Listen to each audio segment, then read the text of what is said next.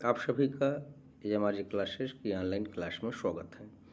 मित्रों, आज हम लोग एडियम्स एंड फ्रेजेस को कवर करने वाले हैं। ये बहुत ही ज़्यादा इम्पोर्टेंट टॉपिक है। इसको आप TET, super TET, C TET और भी जो कंपटीशन बेस्ड एग्जाम्स हैं उसमें आप इसमें एक आध दो क्वेश्चन आपको मिल जाएगा। तो एकदम अटेंटिव बने रहें जिससे कि ए टू जेड सारी चीज़ों को आप आसानी से ईजिली समझ सकें। Now let us start and try to cover important matter of idioms and phrases. Number one, हम लोग नंबर वन को देखते हैं। नंबर वन देखें, नंबर वन क्या है देखें।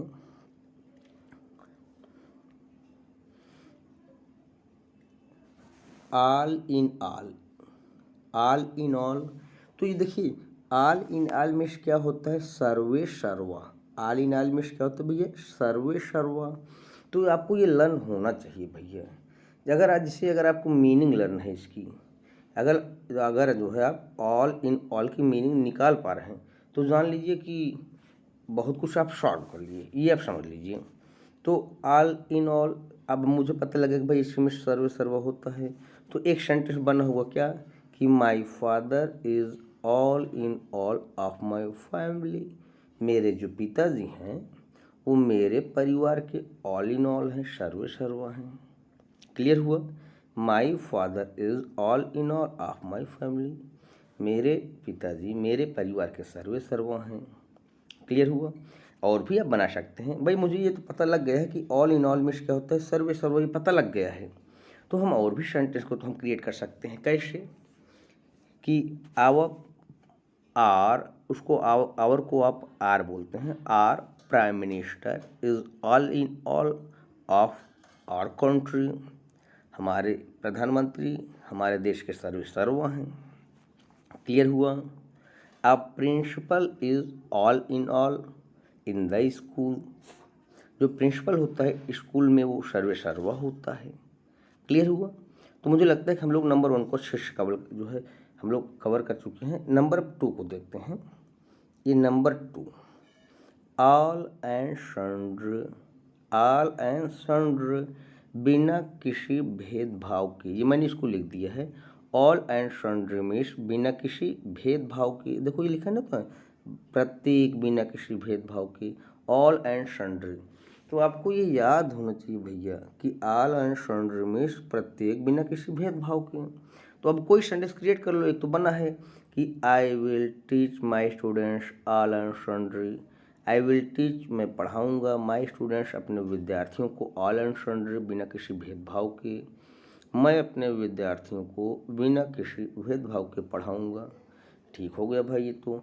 और अगर इसके अलावा अगर आपको कुछ बनाना है तो ऐसे बना सकते हैं कि I will invite my friends all and sundry at my birthday. मैं अपने बर्थडे पर अपने मित्रों को बिना किसी भेदभाव के बुलाऊंगा। ओके, क्लियर हुआ? अब नेक्स्ट नंबर चलते हैं। नंबर हम लोग क्वेश्चन नंबर 3 पर पहुंच गए हैं। 3 को देखते हैं। 3, ये थर्ड पर हम लोग आ गए हैं। नंबर 3 देखते हैं क्या है। A bone of contention. पहले तो इसको आप इम्पोर्टेंट बना लें सर। इम्पोर्टेंट, ये इम्पोर्टेंट क्वेश्चन है।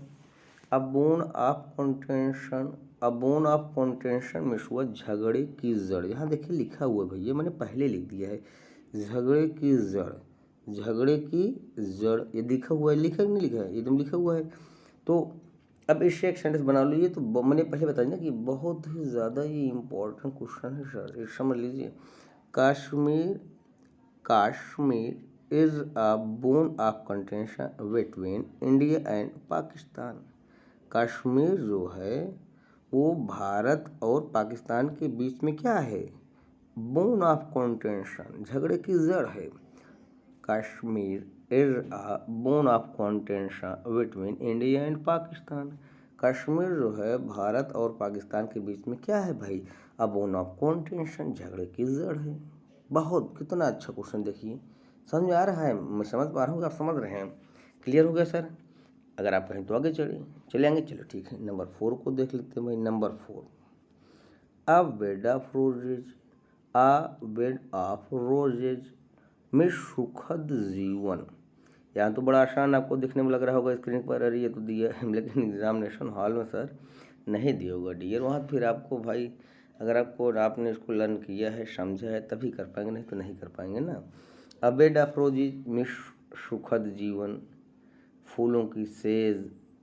तो अब इसका देखिए कितना अच्छा है ये भी तो आप पहले इसको आप इम्पोर्टेंट तो मान ही लें, आप इसको इम्पोर्टेंट तो मान ही लें। Life is not a bed of roses, life में जीवन इज मिस होता है, नॉट मिस नहीं, अ बेड ऑफ रोजीज सुखद।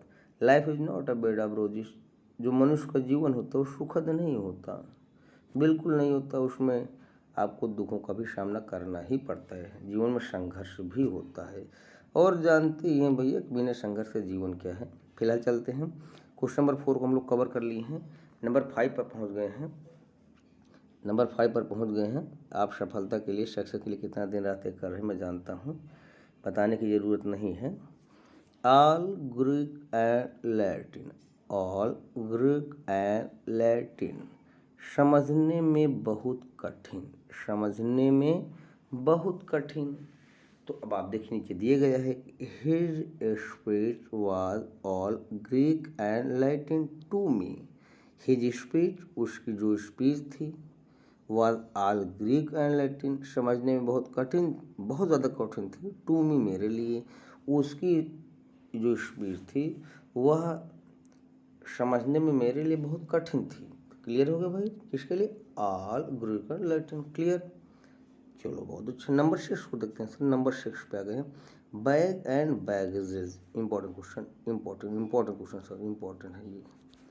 Bag and baggages, bag and baggages, bag and baggages में क्या हो भैया, पूरे सामान के साथ, पूरे सामान के साथ। अच्छा ठीक है, ये इसका देखिए सेंटेंस क्या बना गया है, इसमें बनाया गया है, ही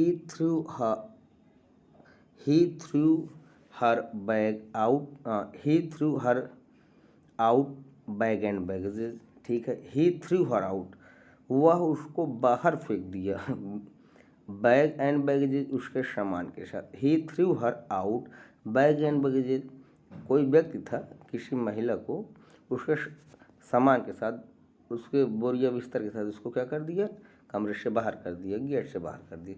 तो यही वो ना, ये क्लियर हो गया। और अब नंबर हम लोग 7 को देखेंगे, 6 तक हम लोग कवर कर ही लिए हैं।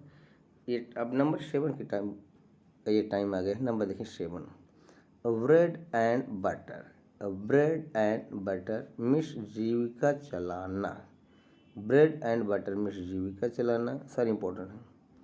देखिए सारे क्वेश्चन इंपॉर्टेंट लिए ही गए, अगर थोड़ा सा भी आप प्रैक्टिस करते होंगे कंपटीशन की या एकेडमिक लेवल में थोड़ा सा हाई कोर्स की, बड़े कोर्स की, तो आप समझ जाएंगे ये कि ब्रेड एंड बटर जीविका चलाना क्या हुआ, एवरी पर्सन इज बिजी, हर कोई बिजी है, इन अर्निंग कमाने में, क्या कमाने में साहब, ब्रेड एंड बटर रोजी रोटी कमाने में, जीविका चलाने में। हर व्यक्ति जीविका को कमाने में, जीविका को चलाने में एकदम बिजी है, व्यस्त है, सुबह से शाम तक दौड़ भाग। भैया ब्रेड एंड बटर जो कर रहा है वो समझ रहा है सर, आप भी अगर तैयारी कर रहे होंगे तो आप समझ रहे हैं कि ब्रेड एंड बटर क्या है। आप ब्रेड एंड बटर के लिए ही परेशान है, ये भी आप जान लीजिएगा, आप ब्रेड एंड बटर के लिए ही परेशान है, इसको तो आप समझ लीजिए। अब यहाँ देखें नंबर 8 पर देखें, block head, block head means होता है मूर्ख व्यक्ति, ब्लॉक मीन्स बंद हो, हेड मीन्स जिसका सिर, जैसे ध्यान से देखें थोड़ा सा तो इसे इस पेयर ऑफ वर्ड्स में ही दिया है, ब्लॉक बंद, हेड में सिर, जिसका सिर बंद हो, अर्थात जिसका सिर सही से काम न करता हो। सिर के मीन्स ये हुआ कि वो सही से सोच समझ ना सकता हो, फायदा नुकसान न जानता हो, तो उसे बोलते हैं ब्लॉक हेड, मूर्ख आदमी। अच्छा इसके ऑप्शंस अगर आप देखें, इसके ऑप्शंस नीचे दिए, अच्छा इसका सेंटेंस नीचे दिए गए हैं क्या, कि the activity of a block head is dangerous, एक मूर्ख व्यक्ति का जो एक्टिविटी होती है, उसका क्रियाकलाप है, क्या होता है, डेंजरस होता है। नो डाउट, बिल्कुल होता है भाई, सही है। तो ये भी बड़ा अच्छा ही सेंटेंस था। नेक्स्ट देखते हैं नंबर 9 को देख लेते हैं, black sheep, baa baa black sheep, याद आया कुछ, वेरी वेरी इंपॉर्टेंट, इसको पहले भैया लिख लीजिए, वेरी वेरी इंपॉर्टेंट। लिख लिए सर, चलिए ठीक है। ब्लैक शिप बदनाम आदमी। पहले तो जान लो भैया कि हर परिवार में एक बदनाम आदमी होता है। अब यहाँ बदनाम मतलब ये नहीं किसी को मर्डर करो या डकैती डालो तभी आप बदनाम हो। जैसे मतलब कोई जैसे आपका छोटा भाई हो, वो आए दिन घर में जो है एक तनाव का कारण बने, तो आए दिन वो अपने माँ बाप से डांट खाए, आपसे डांट खाता हो, कुछ चीज़ मना करो उसको बार बार करता हो, तो उसको ब्लैक शिप बोलते हैं, आप बदनाम आदमी बोलते हैं। तो ब्लैक शिप मीन्स बदनाम आदमी। तो he is a black ship of my family. वह मेरे परिवार का क्या है? ब्लैक शिप है, एक बदनाम व्यक्ति है, बदनाम आदमी है। और वैसे आप ये भी कह सकते हैं कि each family has a black sheep. हर परिवार में एक ब्लैक शिप होता है भैया, पक्का। ब्लैक शिप मतलब थोड़ा शरारती टाइप का लड़का, जो हमेशा परिवार में तनाव का कारण बना रहे। क्लियर हो गया? 9 तक कवर कर लिए हम। चलो नंबर 10 पर आ जाते हैं सर। नंबर 10 की बारी देख लेते हैं। Number 10 black and white. पहले तो आप इसको इम्पोर्टेंट डालें, बिना सोचे। Black and white, black and white लिखित रूप में क्या भैया? लिखित रूप में black and white. Our constitution is black and white. बहुत बहुत इम्पोर्टेंट सेंटेंस।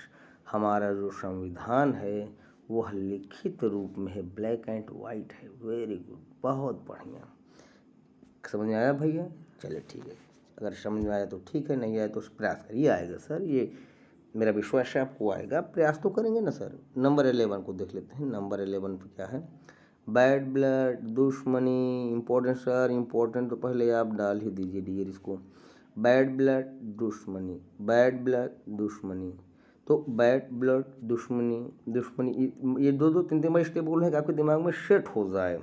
कभी कभी एग्जामिनेशन हॉल में अगर आप थोड़ा सा माइंड करते हैं तो चीज़ें जो आप 1-2 बार पढ़े रहते हैं वो दिमाग में ऑटोमेटिकली आ जाती हैं, इसलिए 2-3 बार बोल रहे हैं कि बैड ब्लड दुश्मनी। तो don't try to maintain your bad blood. बहुत बहुत सुन, अगर इसको आप फॉलो कर लिए भैया ना तो आपका जीवन बन गया, जान लीजिए, पक्का जान लीजिए। क्योंकि आप जिस स्टेज में हो सकता है कि आपका एडवांसमेंट हो, तो आपका टेम्परामेंट हाई हो, आप झगड़ा लड़ाई जल्दी कर लेते हो, तो इसको आप समझें। Don't try to maintain your bad blood. अपनी दुश्मनी को आप मेंटेन मत करो, समझिए क्यों? क्योंकि दुश्मनी जो है खून मांगती है। दुश्मनी का अंत नहीं होता, दुश्मनी में केवल नुकसान होता है। तो don't try to maintain your bad blood. आप अपने बैड ब्लड को बिल्कुल महत्व न दो। क्लियर हुआ सर? क्लियर, चलिए ठीक है। नंबर हम लोग 12 पर पहुंच गए हैं। 12 को देखते हैं। नंबर 12 को देख लेते हैं हम लोग। चिकन हार्टेड कायर। चिकन हार्टेड में क्या भी है? कायर। इंडियन सोल्जर्स और नॉट चिकन हार्टेड। देख लीजिए कितने किस लेवल के सेंटेंस हैं सर, आप खुद समझ लीजिए कि मुझे बताने की ज़रूरत नहीं है। चिकन हार्टेड, कायर, Indian soldiers are not chicken hearted. Clear हो भैया? तो ये सेंटेंस है आप और भी बना लेंगे। मेन चीज़ ये कि चिकन हार्टेड मीन्स कायर, ये चीज़ आपको आना चाहिए। बाकी तो जो भी सेंटेंस दे रहा है कि उसकी मीनिंग हम निकाल ही लेंगे। अब नंबर हम लोग यहाँ पर आ जाते हैं। नंबर 13 को हम लोग देख लेते हैं। 13 क्रोकोडाइल टीयर्स। क्रोकोडाइल टीयर्स, दिखावटी आंसू, दिखावटी आंसू। मगरमच्छ अगर आप देखिए आप नदी में, तो उसके आँख से आंसू निकलता रहता है, तो क्योंकि वो नेचुरल होता है हमेशा, तो वो दिखावटी आंसू। क्रोकोडाइल टीयर्स, दिखावटी आंसू। तो crocodile tears are harmful to our society. Very very important sentence. Crocodile tears, ये जो घड़ियाली आंसू हैं, हमारी सोसाइटी के लिए बहुत हार्मफुल हैं, बहुत नुकसानदायक हैं। क्लियर हुआ सर? ठीक है। अब हम लोग नंबर 14 को कवर करेंगे। 14 को कवर करेंगे तो फिर आगे चलेंगे। नंबर 14 देखते हैं। Number 14 catch red handed. Catch red handed, रंगे हाथों पकड़ना। कैच रेड हैंडेड, रंगे हाथों पकड़ना। तो Mohan was caught red handed in my shop. Mohan जो था मेरी दुकान में रंगे हाथों पकड़ा गया। क्लियर हुआ? चलिए हो गया। नंबर 15 को देखते हैं क्या कह रहा है। फेयर एंड स्क्वायर, ईमानदार। फेयर एंड स्क्वायर, ईमानदार। फेयर एंड स्क्वायर मीन्स क्या हुआ सर? ईमानदार। My father is a fair and square man. देखिए बहुत आसान सा, बहुत प्रभावी सेंटेंस, बहुत वैल्यूएबल सेंटेंस। मेरे पिताजी a fair and square man है, एक ईमानदार आदमी है। क्लियर हुआ सर? नंबर 16 को देख लीजिए। यहाँ पे देख लीजिए जो ये F L A S H है, चूँकि इसकी स्पेलिंग थोड़ी सी मिस है, यहाँ पर क्या हो जाएगा F L E S H हो जाएगा, F L E S H, flesh and bone, F L E S H flesh and bone. Spelling समझ में आया? F L E S H flesh, flesh and bone. Flesh and bone means हुआ मनुष्य, flash and bone means क्या हुआ भैया? मनुष्य। I am flesh and bone of principle.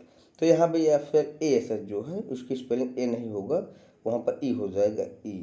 तो I am flesh and bone of principle, मैं सिद्धांतों वाला व्यक्ति हूँ, मनुष्य हूँ। मैं सिद्धांतों वाला व्यक्ति हूँ, मैं सिद्धांतों वाला मनुष्य हूँ, अर्थात मैं तौर तरीके पर, नियम पर चलने वाला व्यक्ति हूँ। क्लियर हुआ भैया? चलिए उसी को आप कहते हैं flesh and bone. Flesh and bone वो जो मनुष्य होता है जो सिद्धांतों पर चलता है। क्लियर हुआ? अब नंबर हम लोग 17 को कवर करेंगे। देखें स्क्रीन को मैंने आगे बढ़ा दिया। नंबर 17 देखें, get rid of, get rid of, छुटकारा पाना। पहले तो वेरी इंपॉर्टेंट डालें सर, हर हाल में इसको आप वेरी इंपॉर्टेंट डालें। चलिए गेट रिड ऑफ, छुटकारा पाना। गेट रिड ऑफ में क्या हुआ सर? छुटकारा पाना। क्लियर हुआ? छुटकारा पाना भाई, ऐसे चलो ठीक है, छुटकारा पाना। I want to get rid of from bad habits. देखिए लेवल देखिए सर, इसके लेवल को देखते जाइए। I want to get rid of, मैं छुटकारा पाना चाहता हूँ, किससे? फ्रॉम बैड हैबिट्स, गंदी आदतों से। मैं गंदी आदतों से छुटकारा पाना चाहता हूँ। क्लियर हुआ सर? चलिए ठीक है, नंबर 18 पे आ जाते हैं। In cold blood, in cold blood, जानबूझकर, जानबूझकर। क्या भैया? इन कोल्ड ब्लड मीन्स जानबूझकर। The servant killed the master in cold blood. The servant जो नौकर था मार दिया किसको? अपने मालिक को। इन कोल्ड ब्लड, जानबूझकर। नौकर जो था अपने मालिक को जानबूझकर मार दिया। क्लियर हुआ? और इन कोल्ड ब्लड को अब निर्दयता पूर्वक भी कहा जाता है। आगे चलें, नंबर 19 को देखते हैं। Get into hot water, get into hot water, मुसीबत में होना, मुसीबत में पड़ना। Kamala got into hot water due to joining bad, due to joining bad company. यहाँ थोड़ा सा विजुअल नहीं था इसलिए मैंने स्क्रीन को इधर सरकाया। ये देखिए कंपनी। क्लियर हुआ सर? 19 के लिए गेट इनटू हॉट वाटर, मुसीबत में होना। तो Kamala got into hot water, Kamala मुसीबत में पड़ गई। Due to joining the bad company, bad company क्यों? क्योंकि उन्होंने बैड कंपनी, गलत लोगों के साथ उनको उठना बैठना हो गया था, रहना हो गया था, इस वजह से गलत लोगों के साथ उठने बैठने से वो मुसीबत पड़ गई। कौन? कमला। क्लियर हुआ सर? अगर ऐसा ना करती तो मुसीबत में ना पड़ती। तो आप जान ही रहे हैं भाई, अगर आपके उठना बैठना किस टाइप के लोगों के साथ है तो फिर उसी टाइप के जैसा आपको परिणाम भी तो मिलेगा। परिणाम मिलता है हमारे आपके चाल चलन तौर तरीके के हिसाब से। In the prime of life, in the prime of life, पहले आप very very important. Clear? In the prime of life, युवावस्था में, युवावस्था में। Meera died in the prime of her life in an accident, how sad. Meera जो लड़की थी युवा काल में एक एक्सीडेंट में मृत हो गई, मर गई। क्लियर हुआ? अच्छा चलो ठीक है। और भी कह सकते हैं, जैसे कि एक बहुत इंपॉर्टेंट सेंटेंस है मुझे याद आया, क्या कि every creature is resplendent, every creature is resplendent in the prime of life. हर जीव अपने युवा काल में बड़ा चमकदार होता है। क्लियर हुआ सर? ठीक है, अब नंबर देखते हैं 21 को। मैन ऑफ लेटर्स, विद्वान आदमी, मैन ऑफ लेटर्स, विद्वान आदमी। APJ Kalam was a man of letters. Sir APJ कलाम जो थे वो मैन ऑफ लेटर्स थे, विद्वान आदमी थे।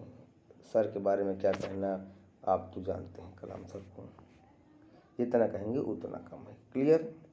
चलिए अब आगे चलते हैं, नंबर 22 को देखते हैं। ओपन आर्म्स, बड़े स्नेह से, बड़े स्नेह से, ओपन आर्म्स, बड़े स्नेह से। Nehru was received everywhere, Nehru ji का सम्मान हर जगह किया गया। फिर ओपन आर्म्स, बड़े स्नेह के साथ, नेहरू जी का सम्मान हर जगह बड़े सम्मान के साथ किया गया। हो गया भैया, ओपन आर्म्स हो गया। चलिए ठीक है, अब नंबर 23 की बारी आ जाती है। 23, अच्छा भैया, part and partial, part and partial आवश्यक अंग, क्या भैया? आवश्यक अंग, किसके मीन्स? Part and partial. चलिए ठीक है, फिर देखिए इसको तो इम्पोर्टेंट मान ही लो भाई, ये इम्पोर्टेंट बन जाता है क्योंकि इसमें कश्मीर आ गया। Kashmir is a part and partial of India, Kashmir is a part of and partial of India. जो कश्मीर है आपका भाई, वो इंडिया का एक पार्ट एंड पार्शल है, आवश्यक अंग है। क्लियर हुआ? चलो ठीक है, नंबर 24 को देखते हैं। पॉइंट ब्लैंक, साफ साफ, पॉइंट ब्लैंक में क्या हुआ? साफ साफ। Your son refuse point blank to me, your son आपका बेटा रिफ्यूज इनकार कर दिया साफ साफ टू मुझे, आपका लड़का मुझे साफ साफ इनकार कर दिया। किसके लिए? घूमने के लिए, मेरे साथ जाने के लिए, मेरे साथ खेलने के लिए, मेरे साथ बैठने के लिए, बात करने के लिए, मतलब साफ साफ। क्लियर हुआ? चलो भाई अच्छा ठीक है। अब मुझे लगता है कि लास्ट क्वेश्चन भी आ गया है, ये लास्ट क्वेश्चन है इस पर जो है टॉपिक का। 25, pocket and insult, pocket and insult, अपमान सहन करना, अपमान सहन करना, पॉकेट एंड इंसल्ट। क्लियर हुआ?